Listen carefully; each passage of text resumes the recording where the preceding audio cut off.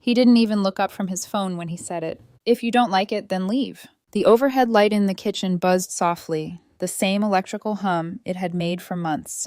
I remember staring at it for a second after he spoke, like somehow the light might explain what had just happened. Ryan Carter stood across the counter from me, suitcase half open, tossing clothes inside without much care. T-shirts, swim trunks, a pair of sunglasses he'd bought specifically for this trip. His phone rested against the coffee maker, screen glowing with messages from the group chat. 4 nights in Tulum. Beach bars, boat tours, late nights that would turn into Instagram stories by morning. I remember thinking how practiced his tone sounded, like he'd said those words before, like he knew exactly how they were supposed to land. My name is Lauren Mitchell. I'm 31 years old. And that sentence was the moment my relationship ended. Ryan and I had been together a little over 3 years. We'd lived in the apartment for 1. From the outside, we probably looked like a normal couple. Shared lease, shared groceries, shared weekend routines. Inside the relationship, the system worked a little differently. Ryan made money. He worked in digital marketing, freelance contracts that came and went depending on the month. But his money was always his. Mine was ours. At least that's how things had slowly evolved. Rent came out of my account. Utilities, groceries, streaming services, even Ryan's phone bill, most months.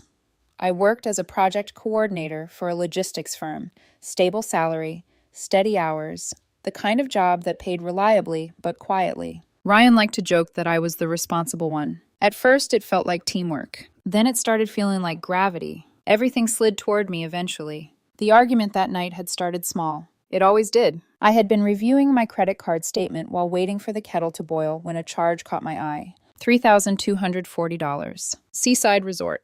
Tulum. For a second, I thought it was fraud. Then I remembered the trip Ryan had been planning with his friends. I looked up from the phone. Did you put the resort on my card? Ryan didn't even pause while packing. Yeah, just temporarily. Temporarily, I repeated. He finally glanced up, already annoyed.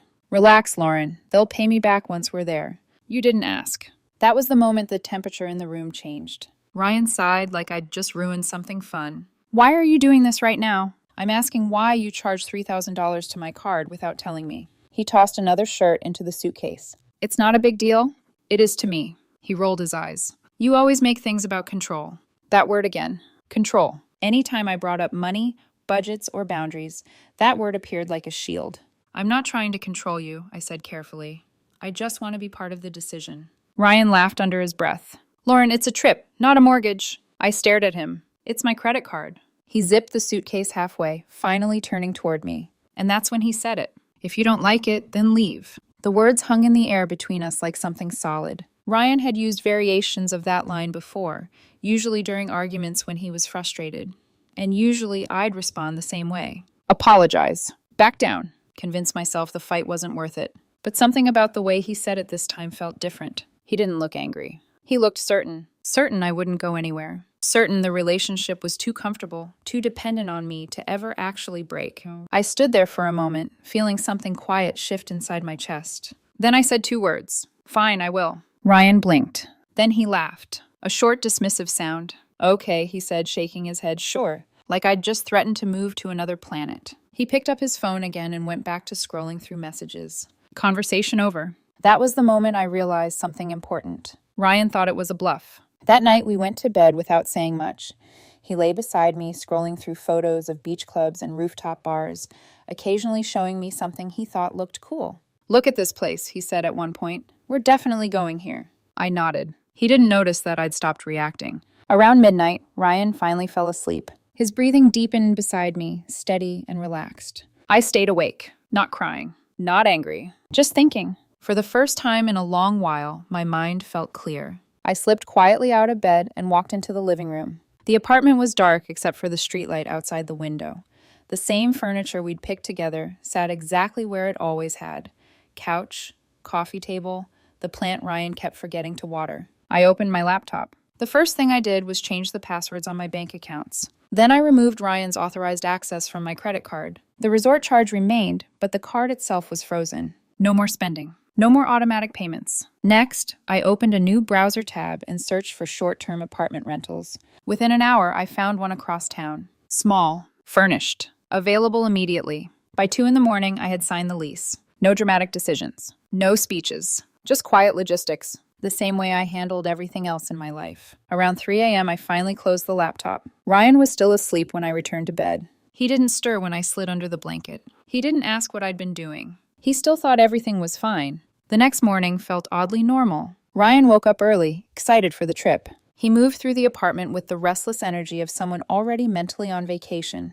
Coffee brewing, suitcase by the door, phone buzzing with messages. I sat at the kitchen table watching him, not with anger, more like observation. Right before he left, Ryan leaned down and kissed my cheek. "Don't be weird while I'm gone," he said casually. I looked at him. "Okay." He grabbed his suitcase and headed for the door. The last thing I saw before it closed was him checking his phone again, already halfway inside whatever conversation was waiting for him on the other side of the screen. The lock clicked. Silence settled over the apartment. For a long moment, I just sat there. Then I stood up, walked into the bedroom, and opened the closet. Half of it belonged to me. That was all I needed. Ryan thought he had given me an ultimatum. What he had actually given me was an exit. He just didn't realize I was willing to take it. The day after Ryan left for Tulum, I worked from home and listened to the apartment become unfamiliar. It was strange how quickly a place could stop feeling like a life and start feeling like evidence. His things were everywhere. A line of expensive hair products sat along the bathroom sink like small reminders of routines I had funded without thinking much about it. His shoes were still by the door. A hoodie he never folded was draped over the arm of the couch. The bedroom chair held the usual pile of clothes he called not dirty yet. It looked exactly like the apartment I had lived in for a year. But emotionally, it already felt abandoned. My laptop sat open on the dining table, spreadsheets on one side of the screen, my personal email on the other. Every now and then, I'd answer a work message, update a project note, then go back to planning my exit. I moved through both tasks with the same steady focus. That was the thing no one tells you about endings. Sometimes they don't arrive with screaming. Sometimes they arrive with checklists. By 10 in the morning, I had 3 boxes on the floor and a suitcase open on the bed. I packed only what was mine. My clothes, my laptop, my chargers, important documents, the framed photo of my sister and me from 2 summers ago, the ceramic mug I'd had since college with the tiny chip near the handle. I left everything else untouched. I didn't want a scene frozen in reverse. I didn't want drawers yanked open or furniture shifted around like proof of an emotional crime. I wanted the apartment to tell the truth as cleanly as possible. I had left. That was all. Around noon, the landlord emailed to confirm the lease transfer details. Since both our names had been on the apartment, it took some paperwork, but the process moved faster than I expected. Maybe because I had already done the emotional part the night before. After that, signatures felt easy. I read the message twice. Then I signed. By 1:30, the short-term apartment across town had sent over move-in instructions and door codes. I paid the deposit, downloaded the lease copy, and saved everything into a folder on my desktop labeled simply, New Place. The name made me laugh under my breath. Not because it was funny, because it was honest. The rest of the afternoon passed in measured silence. I didn't call my sister. I didn't text my friends. I didn't post anything vague or sad or triumphant. There was something almost sacred about moving quietly. Ryan had always controlled the narrative between us. If we fought, he would retell it later in a version where he was overwhelmed, misunderstood, unfairly pressured. If he forgot something important, somehow I became the one making too much of it. If he crossed a line, the conversation would slowly twist until I was apologizing for my tone. This time I wanted something different. Not revenge. Timing. At 3 o'clock, I stood in the middle of the living room and looked around one last time. The throw pillows Ryan insisted made the place look more curated. The bookshelf I had assembled alone while he said he'd help in a minute. The rug we split the cost of, though I had ended up covering most of it after he promised to send me his half and never did. Memory attaches itself to ordinary things in humiliating ways. A lamp, a drawer, a blanket. I picked up my keys, my bag, and the last box. Then I left. No note, no explanation. I had learned the hard way that explanations only gave Ryan something to argue with. By 6 that evening, I was sitting cross-legged on the floor of my new apartment, eating takeout from a cardboard container with a plastic fork that bent every time I tried to stab the noodles properly. The place was small, mostly furnished, and smelled faintly like fresh paint and someone else's laundry detergent. It was perfect. Not beautiful, not permanent, but quiet. The silence felt different here. No buzzing overhead light. No television playing in the background because Ryan hated when things felt too quiet. No low-grade tension in the air from wondering what mood he'd come home in or whether a simple question would somehow become an accusation. Just stillness. I was halfway through dinner when my phone buzzed. Ryan had posted a story. Airport margarita, 2 glasses clinking in the frame. Caption, much needed reset. I stared at it for a second, then set the phone face down beside me. An hour later, it buzzed again. This time it was a Venmo request. $420. Caption, Tulum vibes aren't cheap, lol. I looked at the screen so long I almost started laughing. Not because it was funny, because it was absurd how completely he still didn't understand what had happened. I hit decline. 10 minutes later, the text started. Did you seriously turn off the card, Lauren? Then, this is not funny. Then, answer me. I let the messages stack up. The phone lit up again and again beside me while I kept eating in the quiet. For the first time in months, I didn't feel responsible for managing someone else's emotional temperature. Around midnight, he called. I watched my screen fill with his name. Ryan. I didn't answer. The call rang out. Then another came in. Then another. I muted the phone and got ready for bed. The next morning, I woke up earlier than usual, sunlight cutting across the unfamiliar ceiling in pale gold lines. For a few seconds, I forgot where I was. Then I remembered, and instead of panic, I felt relief. My phone was full of missed calls and unread messages. Mixed in with them was a screenshot forwarded from an unknown number, apparently from one of Ryan's friends. A group chat. Messages flying back and forth. Something about the hotel having problems with payment. Something about front desk confusion. Something about Ryan being weirdly calm for someone whose card had just declined internationally. I read it twice. Then I set the phone down and made coffee. That was the moment the trip started collapsing. Not because I had shouted. Not because I had exposed him. Because for the first time, Ryan had to stand inside the consequences of his own assumptions without me stepping in to soften them. Later that morning, another message came through. This one directly from him. What exactly are you trying to prove? I stared at the words. That question sat there with all the confidence of someone who still believed this was a performance, like I was making a point, like eventually I'd get tired, feel guilty, transfer money, and restore the old balance. I didn't answer. A few minutes later, another one followed. The hotel says there's an issue, and now everyone's looking at me like I'm an idiot. Still nothing. Then, you could at least act like an adult. That one almost got a response. Almost. But adulthood, I had learned, is often just restraint with better posture. So I locked my phone, opened my laptop, and finished my workday. By the afternoon, I had completed more tasks than I normally did in 2 days. There was a strange clarity to heartbreak when you remove the constant background noise. My mind felt less crowded. My chest felt lighter. Even the air outside seemed sharper when I stepped onto the balcony for a few minutes between calls. I noticed the weather. I noticed birds on the power lines. I noticed that my body was no longer bracing for impact every time my phone buzzed. Near sunset, a new message came through. Not from Ryan, from one of his friends. We had never talked one-on-one before. Hey, Ryan's freaking out. Do you know what's going on with the hotel? I looked at the screen for a long moment. There were a dozen ways I could have answered. I chose the truth. We broke up. I hit send before I could overthink it. For a second, just seeing the words there made my throat tighten. Not because I regretted them, because they made everything real. Across the city, in a hotel lobby somewhere near a beach Ryan had expected me to subsidize, the fantasy was finally colliding with reality. And I knew, with a calm so complete it almost felt unfamiliar, that I was not going to save him from it. The moment I sent that message, we broke up. The situation on Ryan's trip changed faster than I expected. Not because I said anything dramatic, because the illusion collapsed. Up until that point, Ryan had been operating under the assumption that everything was temporary, that the credit card issue was some kind of misunderstanding I would eventually fix, that I was upset, maybe dramatic, but still predictable. In his mind, I always came back. Now the group chat knew the truth. And suddenly the math of the trip stopped working. I didn't hear about the details immediately.